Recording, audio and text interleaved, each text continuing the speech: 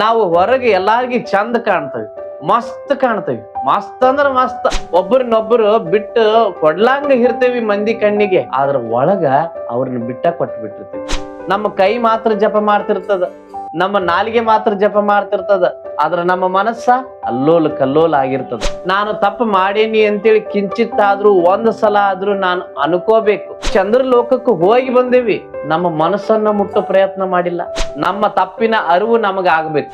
ಬಾಹ್ಯಾಡಂಬರದ ಪೂಜೆ ಪುನಸ್ಕಾರ ಇತ್ಯಾದಿಗಳಿಗೆ ಶರಣರು ಒತ್ತು ಕೊಡೋದಿಲ್ಲ. ಆ ಹಿನ್ನೆಲೆಯೊಳಗ ಬಸವಣ್ಣ ಒಂದು ವಚನ ಬರೀತಾರ, ಹೊರಗೆ ಪೂಜಿಸಿ ಹೇವೆನಯ್ಯ ಒಳಗೆ ಶುದ್ಧವಿಲ್ಲದನಕ, ಮಣಿಯ ಕಟ್ಟಿ ಏವೆನಯ್ಯ ಮನ ಮುಟ್ಟದನ್ನಕ, ನೂರ ನೋದಿಯೇವೆನಯ್ಯ ನಮ್ಮ ಕೂಡಲ ಸಂಗಮ ದೇವನ ಮನ ಮುಟ್ಟದನ್ನಕ. ಹೊರಗೆ ಪೂಜಿಸಿ ಏವೆನಯ್ಯ ಒಳಗೆ ಶುದ್ಧವಿಲ್ಲದನ್ನಕ. ನಾವು ಹೊರಗೆ ಎಲ್ಲಾರ್ಗಿ ಚಂದ ಕಾಣ್ತೇವಿ, ಮಸ್ತ್ ಕಾಣ್ತೇವಿ. ಮಸ್ತ್ ಅಂದ್ರ ಮಸ್ತ್, ಟಾಪ್ ಅಂಡ್ ಟಾಪ್ ಕಾಣ್ತೇವಿ. ಆದ್ರ ಒಳಗ ನೋಡಿದ್ರ ಏನು ಹುರುಳ ಇರೋದಿಲ್ಲ. ಹೊರಗನೆ ಕೊಯ್ದು ಹೊರಗನೆ ಪೂಜಿಸಿದಡೆ ಪರಿಣಾಮವಿಲ್ಲ, ಪ್ರಯೋಜನವಿಲ್ಲ. ಹೊರಗ ನಾವು ಪೂಜೆ ಮಾಡಿದ್ರ, ಹೊರಗ ನಾವು ನಮಾಜ ಇತ್ಯಾದಿ ಏನೇ ಮಾಡಿದ್ರು ಪ್ರಯೋಜನ ಇಲ್ಲ, ಅದ್ರ ಪರಿಣಾಮನೂ ಬೀಳೋದಿಲ್ಲ ಅಂತ ಹೇಳ್ತಾರ ಅವ್ರು. ಹಂಗಾದ್ರೆ ಏನ್ ಮಾಡ್ಬೇಕು? ಒಳಗ ಪೂಜೆ ಮಾಡ್ಬೇಕು, ಒಳಗೆ ಇಳಿಬೇಕು. ಒಳಗ ನಾವು ಏನದೇವಿ ಅಂತೇಳಿ ಇಣಿಕಿ ನೋಡುವಂತ ಪ್ರಯತ್ನವನ್ನ ನಾವು ಮಾಡ್ಬೇಕು ಅಂತ ಅಂತಾರ ಅವ್ರು. ಹೊರಗ ನಾವು ಏನು ಅದೇನೋ ಅಂತಾರಲ್ಲ, ನಾನು ಸಾಚ ಅದೇನಿ ಅನ್ನೋ ತರ ನಾವು ಹೊರಗಿದ್ದು ಬಿಡ್ತೇವಿ. ಆದ್ರ ಒಳಗ ಕುಟಿಲ ಕುಹಕಗಳನ್ನ ಮಾಡ್ತಾ ಇರ್ತೇವಿ, ಮತ್ತೊಬ್ಬರ ಮನಿ ಮುರಿಯುವಂತ ಯೋಚನೆಯನ್ನ ಮಾಡ್ತೇವಿ, ತಪ್ಪು ದಾರಿ ಹಿಡಿಯುವಂತ ಆಲೋಚನೆಯನ್ನ ಮಾಡ್ತಿರ್ತೀವಿ ನಾವು ಒಳಗ. ಹೊರಗ ಎಲ್ಲಾರ್ಗಿ ಚಂದ ಕಾಣ್ತೇವೆ. ಆ ತಪ್ಪು ದಾರಿ ಹಿಡಿಯುವಂತ ಆಲೋಚನೆ ಮಾಡಿನೂ ಕೂಡ ಹಿಂದ್ ಸರಿತೀವ ಇಲ್ಲ, ಮತ್ತ ಮುಂದೆ ಹೋಗ್ತೇವಿ. ಅದಕ್ಕ ಬಸವಣ್ಣ ಏನ್ ಹೇಳ್ತಾರ, ಹೊರಗೆ ಪೂಜಿಸಿ ಹೇವೆನಯ್ಯ ಒಳಗೆ ಶುದ್ಧವಿಲ್ಲದನ್ನಕ್ಕ. ಹೊರಗ ಪೂಜಿಸಿ ಏನ್ ಮಾಡೋದಪ್ಪ? ಏನೈತಿ?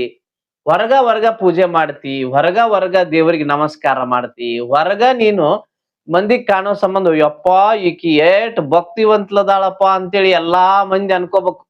ಯಪ್ಪ ಇವ ಏಟ್ ಭಕ್ತಿವಂತ ಅದಾನ ಅಂತೇಳಿ ಎಲ್ಲಾರು ಮಂದಿ ತಿಳ್ಕೋಬೇಕು. ಆ ರೀತಿ ನಾವು ದೇವರ ಪೂಜೆ ಪುನಸ್ಕಾರವನ್ನ ಮಾಡ್ತೇವಿ ಅವ್ರ ಮಂದಿ ಮುಂದ ಕಾಣೋ ಸಂಬಂಧ. ಒಬ್ಬರನ್ನೊಬ್ಬರು ಬಿಟ್ಟು ಕೊಡ್ಲಂಗ ಇರ್ತೇವಿ ಮಂದಿ ಕಣ್ಣಿಗೆ, ಆದ್ರ ಒಳಗ ಅವ್ರನ್ನ ಬಿಟ್ಟ ಕೊಟ್ಟು ಬಿಟ್ಟಿರ್ತೀವಿ. ಹೊರಗನ ಶೃಂಗಾರ, ಒಳಗನ ರಣರಂಗ ಅಂತ ಹೇಳ್ತಾರ. ಹೊರಗೆ ಏಟ್ ಶೃಂಗಾರ ಮಾಡಿದ್ರ ಏನ್ರಿ? ಹೊರಗೆ ಏಟ್ ಶೃಂಗಾರ ಮಾಡಿದ್ರ ಏನು? ಹೆಣಕ್ಕ ಶೃಂಗಾರ ಮಾಡಿದ್ರ ತಾಂಬೂಲ ಹಿಡಕ್ ಬರ್ತದ, ಅಡಿಕೆಯಲ್ಲಿ ತಿನ್ಸಾಕ್ ಬರ್ತದ? ಅದಕ್ಕ ಆಗೋದಿಲ್ಲ. ಅದ್ರ ಜೊತೆ ಮಾತಾಡ್ಲಿಕ್ಕೆ ಸಾಧ್ಯ ಆಗ್ತದ? ಇಲ್ಲ. ಶವದ ಜೊತೆ ಮಾತಾಡ್ಲಿಕ್ಕೆ ಯಾವತ್ತು ಸಾಧ್ಯ ಆಗೋದಿಲ್ವೋ ಆತರ ನಮ್ಮ ದೇಹವನ್ನ ಎಷ್ಟೇ ಶೃಂಗರಿಸಿಕೊಳ್ಳಿ, ನಾವ್ ಎಷ್ಟೇ ಚಂದ ಅಥವಾ ಬ್ಯೂಟಿಫುಲ್ ಆಗಿ ಕಾಣ್ಲಿ, ನಾವು ಒಳಗ ನಮ್ಮ ಮನಸ್ಸು ಶುದ್ಧ ಇಲ್ಲ ಅಂತಂದ್ರ ಹೊರಗ್ ಏನ್ ಮಾಡಿದ್ರು ಕೂಡ ಅದೆಲ್ಲ ಸರ್ವನಾಶ, ಅಂದ್ರ ವೇಷ್ಟ ಅಂತೇಳಿ ಅಂತಾರ ಅವ್ರು. ಹೊರಗೆ ಪೂಜಿಸಿ ಏವೇನಯ್ಯ ಒಳಗೆ ಶುದ್ಧವಿಲ್ಲದನ್ನಕ್ಕ. ಒಳಗ ಶುದ್ಧ ಇಲ್ಲ ಅಂದ ಮ್ಯಾಗ ಹೊರಗೆ ಏನ್ ಮಾಡಿದ್ರ ಏಟ್ ಮಾಡಿದ್ರ ಏನ್ ಬರ್ತತಿ? ಮುಂದ್ ಬಂದ್ ಏನ್ ಹೇಳ್ತಾರ, ಮಣಿಯ ಕಟ್ಟಿ ಏವೆನಯ್ಯ ಮನ ಮುಟ್ಟದನ್ನಕ. ನಾವು ಮಣಿಯನ್ನ ಕಟ್ತೇವಿ, ಕೊರಳೊಳಗ ಮಾಲೆಯನ್ನ ಧರಿಸ್ತೇವಿ, ಆದ್ರೆ ಏನು ನಮ್ಮ ಮನಸ್ಸು ಮುಟ್ಲಿಕ್ಕೆ ಆಗೋದಿಲ್ಲ. ನಾವು ಹೊರಗ ಮಾಲೆಯನ್ನ ಧರಿಸಿ ವ್ರತಗಳನ್ನ ಮಾಡ್ತೇವಿ, ಪೂಜೆ ಪುನಸ್ಕಾರಗಳನ್ನ ಮಾಡ್ತೀವಿ, ಮತ್ತೊಂದೇನೋ ಮಾಡ್ತೇವಿ, ಮಣಿಯನ್ನ ಹಿಡ್ಕೊಂಡು ಜಪ ಮಾಡ್ತಾ ಕುತ್ಕೊಂಡಿರ್ತೇವಿ. ನಮ್ಮ ಕೈ ಮಾತ್ರ ಜಪ ಮಾಡ್ತಿರ್ತದ, ನಮ್ಮ ನಾಲಿಗೆ ಮಾತ್ರ ಜಪ ಮಾಡ್ತಿರ್ತದ, ಆದ್ರ ನಮ್ಮ ಮನಸ್ಸ ಅಲ್ಲೋಲ ಕಲ್ಲೋಲ ಆಗಿರ್ತದ. ನಮ್ಮ ಮನಸ್ಸಿನಾಗ ಯುದ್ಧವನ್ನೇ ಸಾರ್ತಿರ್ತೇವೆ. ನಾವು ಯುದ್ಧಕ್ಕಾಗಿ ಬಂದವರಲ್ಲ, ಶಾಂತಿಗಾಗಿ ಬಂದವರು ಅಂತೇಳಿ ಹೊರಗೆ ಮಾತಾಡ್ತೇವಿ, ಒಳಗ ದೊಡ್ಡ ರಣರಂಗವನ್ನೇ ಸೃಷ್ಟಿ ಮಾಡ್ಕೊಂಡು ಬಿಟ್ಟಿರ್ತೇವಂತ್ರಿ. ಮಣಿಯ ಕಟ್ಟಿ ಏವೆನಯ್ಯ ಮನ ಮುಟ್ಟದನ್ನಕ್ಕ. ನಾವು ಎಷ್ಟು ಮಣಿ ಜಪ ಮಾಡಿದ್ರು ಕೂಡ ಏನು ಉಪಯೋಗ? ನಮ್ಮ ಮನಸ್ಸು ಶುದ್ಧ ಆಗಿಲ್ಲ, ನಮ್ಮ ಮನಸ್ಸಿನ್ಯಾಗ ಕೆಟ್ಟ ಆಲೋಚನೆ ದೂರ ಆಗಿಲ್ಲ, ನಮ್ಮ ಮನಸ್ಸಿನಾಗಿದ್ದಂತ ಕೆಟ್ಟ ದುರಾಲೋಚನೆ ದೂರ ಆಗಿಲ್ಲ. ಸಾಮಾನ್ಯವಾಗಿ ಒಂದು ಮಾತು ಹೇಳ್ತೇನ್ರಿ, ಅದು ಎಲ್ಲರಿಗೂ ಗೊತ್ತು. ನಮ್ಮ ಮೈ ಮೇಲೆ ಒಂದು ಅಲ್ಲಿ ಬಿತ್ತು ಅಂತಂದ್ರ ಅದು ಅಪಶಕನ ಅಂತೇಳಿ ತಿಳ್ಕೊಂಡು ನಾವು ಗುಡಿಗೆ ಹೋಗಿ ಅದನ್ನ ಪಾಪ ಪರಿಹಾರ ಮಾಡ್ಕೊಳಕ ಏನೆಲ್ಲಾ ಪ್ರಯತ್ನಗಳನ್ನ ಮಾಡ್ತೀವಿ. ಆದ್ರೆ ನಮ್ಮ ಕಣ್ಣ, ನಮ್ಮ ಮನಸ್ಸ ಮತ್ತೊಬ್ಬರ ವಸ್ತು ಮೇಲೆ ಅಥವಾ ಮತ್ತೊಂದು ವ್ಯಕ್ತಿ ಮೇಲೆ ಅರಿಬಿಡ್ತೇವೆ. ನಿಜವಾಗ್ಲೂ ಅಪಶಕನ ಅಂದ್ರ ಹಲ್ಲಿ ಬಿದ್ರ ಅಪಶಕನ ಅಲ್ಲ. ನಮ್ಮ ಕಣ್ಣ, ನಮ್ಮ ಮನಸ್ಸ ಬ್ಯಾರೆ ವಸ್ತು ಮೇಲೆ, ಬ್ಯಾರೆ ವ್ಯಕ್ತಿ ಮೇಲೆ ಬಿದ್ರ ಅದಕ್ಕಿಂತ ದೊಡ್ಡ ಅಪಶಕನ ಯಾವುದೂ ಇಲ್ಲ. ಅದಕ್ಕ ಪಾಪ ಪರಿಹಾರ ಆಗಬೇಕು ಅಂತಂದ್ರೆ ಏನ್ ಮಾಡ್ಬೇಕು? ನಿನ್ನೊಳಗ ನೀನು ತಿಳದ ನೋಡಣ್ಣ, ಕೇಳು ಜಾಣ ಶಿವ ಧ್ಯಾನ ಮಾಡಣ್ಣ. ನಿನ್ನೊಳಗ ನೀನು ತಿಳದ ನೋಡಣ್ಣ. ಕಾಶಿ ಯಾತ್ರೆ ಚೆನ್ನಾಗಿ ಮಾಡೋ, ಹಸಿದು ಬಂದವರಿಗೆ ಅನ್ನವ ನೀಡೋ, ದಾನ ಧರ್ಮವ ನಿತ್ಯದಿ ಮಾಡಣ್ಣ. ನಿನ್ನೊಳಗ ನೀನು ತಿಳದ ನೋಡಣ್ಣ. ನಮ್ಮೊಳಗ ನಾವು ಮೊದಲು ತಿಳ್ಕೊಂಡು ನೋಡ್ಬೇಕಂತ. ಅವಾಗ ನಮ್ಮ ಮನಸ್ಸು ಶುದ್ಧ ಆಗ್ತದ. ನಾನು ಎಲ್ಲಿ ಎಡವಿನಿ ಅದನ್ನ ನಾ ತಿಳ್ಕೊಬೇಕು. ನಾ ಎಲ್ಲಿ ತಪ್ಪು ಮಾಡೀನಿ ಅದನ್ನ ನಾ ತಿಳ್ಕೊಬೇಕು. ಎನ್ನ ಚಿತ್ತ ಹತ್ತಿಯ ಹಣ್ಣು ನೋಡಯ್ಯ, ವಿಚಾರಿಸಿ ನೋಡಿದಡೆ ಏನೂ ಉರುಳಿಲ್ಲವಯ್ಯ. ನನ್ನ ಮನಸ್ಸ ಹತ್ತಿ ಹಣ್ಣಿದ್ದಂಗ, ವಿಚಾರ ಮಾಡಿ ನೋಡಿದ್ರೆ ಅದ್ರಾಗ ಏನೂ ಇಲ್ಲ. ನನ್ನ ಮನಸ್ಸ ಶುದ್ಧ ಇಲ್ಲ. ನನ್ನ ಮನಸ್ಸಿನ್ಯಾಗ ಅಲ್ಲೋಲ ಕಲ್ಲೋಲ ತುಂಬ್ಯಾದ, ಕೆಟ್ಟ ಆಲೋಚನೆ ತುಂಬ್ಯಾವ, ಕಳುವು ಮಾಡೋ ಗುಣ ತುಂಬ್ಯಾದ, ಮತ್ತೊಬ್ಬರ ವಸ್ತು ವ್ಯಕ್ತಿ ಮೇಲೆ ಕಣ್ಣು ಹಾಕುವಂತ ಗುಣ ತುಂಬ್ಯಾದ. ಹಿಂಗಿದ್ದಾಗ ಹೊರಗ ನಾ ಏನ್ ಮಾಡಿದ್ರು ಅದನ್ನ ಪಾಪ ತಳ್ಕೊಳಕ್ ಎಷ್ಟೇ ಪ್ರಯತ್ನ ಪಟ್ರು ಅದು ಸಾಧ್ಯ ಆಗೋದಿಲ್ಲ. ಪಾಪಿಯದನ ಪ್ರಾಯಶ್ಚಿತ್ತಕ್ಕಲ್ಲದೆ ಸತ್ಪಾತ್ರಕ್ಕೆ ಸಲ್ಲದಯ್ಯ. ನಾವ್ ಯಾವುದೇ ತಪ್ಪು ಮಾಡಿದ್ರು ಕೂಡ, ನಾವ್ ಒಳಗ್ ಏನೇ ಯೋಚನೆ ಮಾಡಿದ್ರು ಕೂಡ ಅದನ್ನ ಸರಿಪಡಿಸ್ಕೋಬಹುದು. ಹ್ಯಾಂಗ? ಪ್ರಾಯಶ್ಚಿತ್ತದಿಂದ. ನಾನು ತಪ್ಪು ಮಾಡೇನಿ ಅಂತೇಳಿ ನನ್ನ ಮನಸ್ಸಿಗೆ ನಾನೇ ತಿಳ್ಕೊಂಡು ಬದಲಾಗಬೇಕು. ನಾನು ತಪ್ಪು ಮಾಡೇನಿ ಅನ್ನೋ ಅರಿವು ನನಗೆ ಬರಬೇಕು. ನಾನು ತಪ್ಪು ಮಾಡೇನಿ ಅಂತೇಳಿ ಕಿಂಚಿತ್ತಾದ್ರೂ ಒಂದು ಸಲ ಆದ್ರೂ ನಾನು ಅನ್ಕೋಬೇಕು.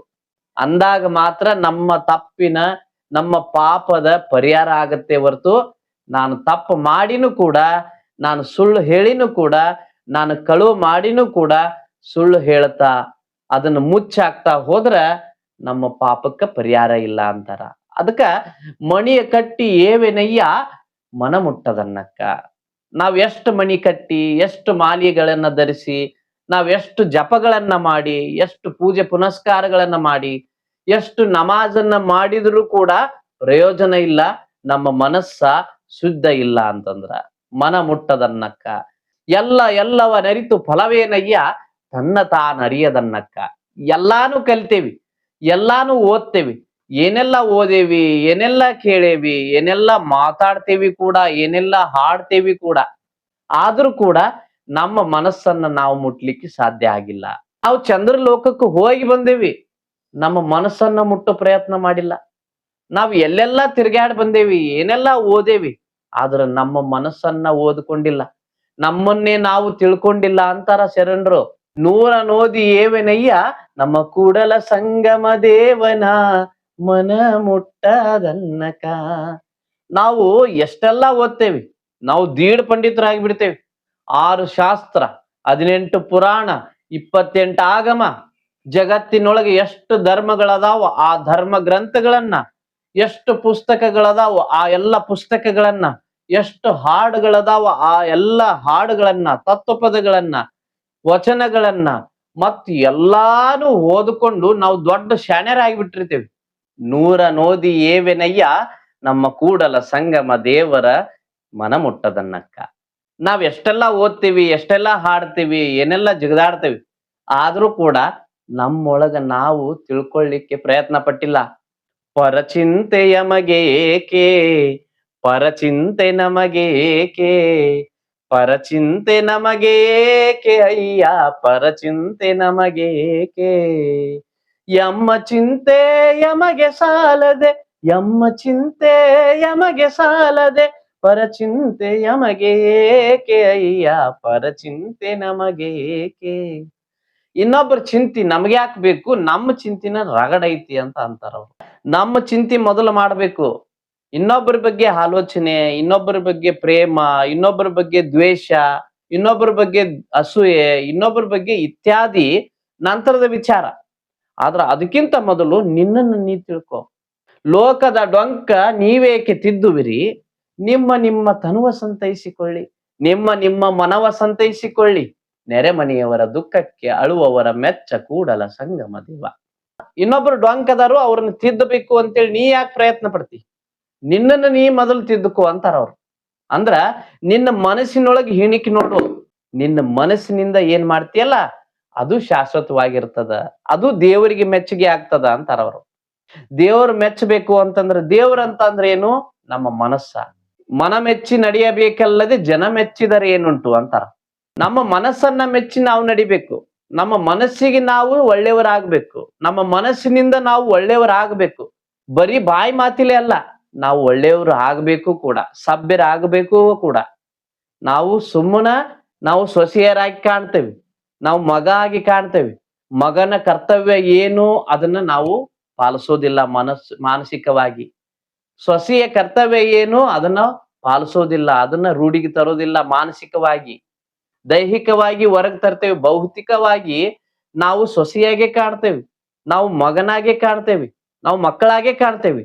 ಆದ್ರ ಎಷ್ಟರ ಮಟ್ಟಿಗೆ ನಾವು ಮಾನಸಿಕವಾಗಿ ನಮ್ಮ ತಂದೆ ತಾಯಿಯರನ್ನ ನೋಡ್ಕೊಳ್ತೀವಿ? ಒಳಗೆ ಯಾವ ರೀತಿ ನಮ್ಮ ತಂದೆ ತಾಯಿ ಬಗ್ಗೆ ನಾವು ಯೋಚನೆ ಮಾಡ್ತೇವಿ? ಒಳಗೆ ಯಾವ ರೀತಿ ನಮ್ಮ ಗಂಡನ ಬಗ್ಗೆ ನಾವು ಯೋಚನೆ ಮಾಡ್ತೇವಿ? ಒಳಗೆ ಯಾವ ರೀತಿ ನಮ್ಮ ಹೆಂಡತಿಯ ಬಗ್ಗೆ ನಾವು ಯೋಚನೆ ಮಾಡ್ತೇವಿ? ಅದು ಮುಖ್ಯವಾದದ್ದು. ನಾವು ಹೊರಗೆ ಮಾತ್ರ ಹೆಂಡತಿ ರನ್ನ ಚಿನ್ನ ಬಂಗಾರ ಅಂತೇಳಿ ಎಲ್ಲಾ ಮಾತಾಡ್ತೇವಿ. ಒಳಗ ಮಾತ್ರ ಆಕಿ ಸಾಯ್ಲಿ, ಆಕಿ ಹಿಂಗಾಗ್ಲಿ, ಆಕಿ ಹಂಗಾಗ್ಲಿ ಅಂತೇಳಿ ಮಾತಾಡ್ತೇವಲ್ಲ, ಇದು ದೇವರಿಗೆ ವಿರುದ್ಧವಾದದ್ದು. ದೇವರು ಇದನ್ನ ಯಾವತ್ತೂ ಮೆಚ್ಚೋದಿಲ್ಲ, ಸಹಿಸ್ಕೊಳ್ಳೋದಿಲ್ಲ. ಪಾಪದ ಕೂಪಕ್ಕೆ ದೂಡ್ತಾನ ಅಂತಂತಾರ. ಆ ಪಾಪದಿಂದ ನಾವು ಪರಿಹಾರ ಆಗ್ಲಿಕ್ಕೂ ಸಾಧ್ಯ ಇಲ್ಲ. ಆದ್ರ ಆಗಬಹುದು. ಹೆಂಗ? ಪ್ರಾಯಶ್ಚಿತ್ತದಿಂದ. ನಮ್ಮ ತಪ್ಪಿನ ಅರಿವು ನಮಗ ಆಗ್ಬೇಕು. ಅವಾಗಲೇ ಇದೆಲ್ಲ ಶುದ್ಧ ಆಗತ್ತ. ನೀ ಏನೇ ಮಾಡಿದ್ರು ಕೂಡ ಮಾನಸಿಕವಾಗಿ ಮಾಡು, ಮನಸ್ಸಿನಿಂದ ಮಾಡು, ಇಷ್ಟಪಟ್ಟು ಮಾಡು, ಕಷ್ಟಪಟ್ಟಲ್ಲ.